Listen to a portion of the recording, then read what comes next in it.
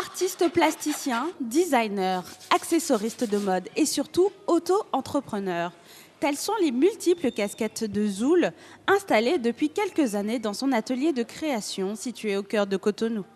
Si l'art est depuis son plus jeune âge un véritable don lui permettant de vivre de sa passion, cet artiste autodidacte a su ajouter plusieurs cordes à son arc à travers la maîtrise de diverses techniques artistiques, notamment celle du chantournage.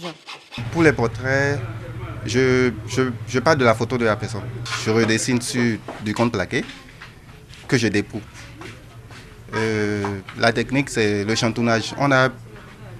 On utilise le contraste de l'ombre et du réel. Donc, dès que je découpe les parties, l'ombre que je crée derrière permet de voir exactement, avec netteté, le visage de la personne. Mais ce qui fait la véritable spécificité de Zoul, c'est l'utilisation de matériaux de récupération. Dans la récupération, on a beaucoup plus d'originalité. Si c'est la friperie, par exemple, on se dit c'est l'original. Donc, ça dure.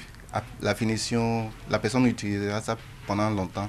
Un véritable savoir-faire que l'artiste aimerait également transmettre à la jeunesse béninoise, faute de plus d'investissement de la part de l'État dans le secteur artistique.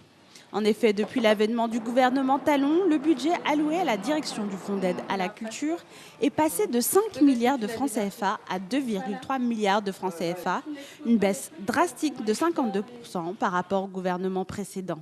Ce qui me tient vraiment à cœur, c'est de monter un centre de formation pour les jeunes et surtout pour les enfants en situation difficile. J'aurais vraiment aimé qu'il y ait une sorte de réforme, une révolution d'abord au sein de nous artistes et que le gouvernement aussi arrive à tamiser.